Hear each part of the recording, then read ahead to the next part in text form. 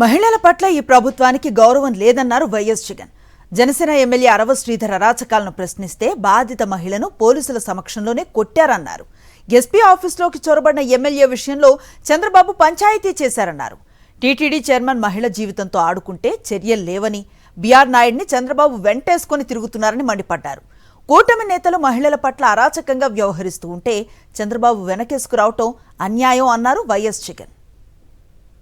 Koduru MLA అరవ శ్రీధర్ అసలు నాకు నిజంగా ఆశ్చర్యం అనిపిస్తుంది.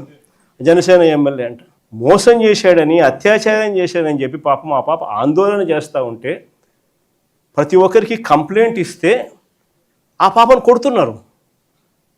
ఆ పాప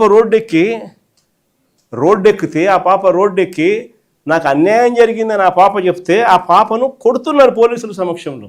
ఇంకొకడు నర్సరావుపేట ఎమ్మెల్యే, ఇంకొకడు కళ్ళ ముందరే కనిపిస్తుంది.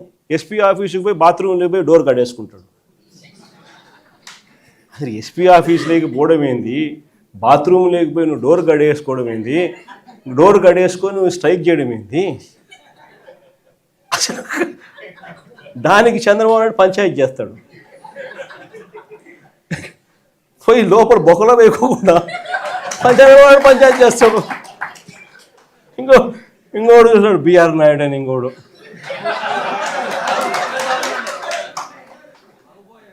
ఆయన ఏం చేస్తూ ఉన్నాడో మనందరం చూస్తూనే ఉన్నాం. తప్పు చేసినాడు.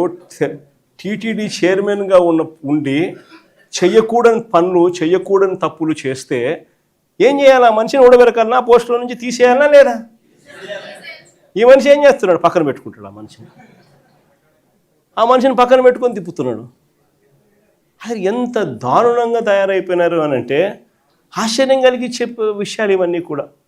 ఇంకొకరు కేజీబీవీ ప్రిన్సిపల్ ఆముదాల వలస ఎమ్మెల్యే కూన రవికుమార్ అనేవాడు వేధించినాడు నన్ను అని చెప్పి ఆ తల్లి వచ్చి కంప్లైంట్ ఇస్తే నో యాక్షన్, పట్టించుకునేవాడు లేడు.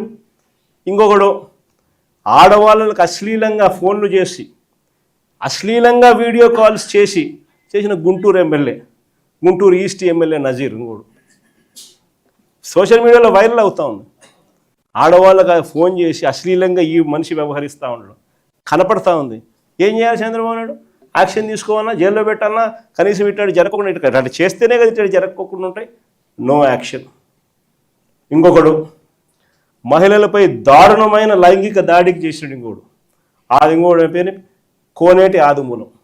దారుణంగా మహిళలపై లైంగిక దాడికి పాల్పడ్డా ఆ వీడియోలు బయటికి వచ్చినా ఆ ఆదిమూలంపై నో యాక్షన్.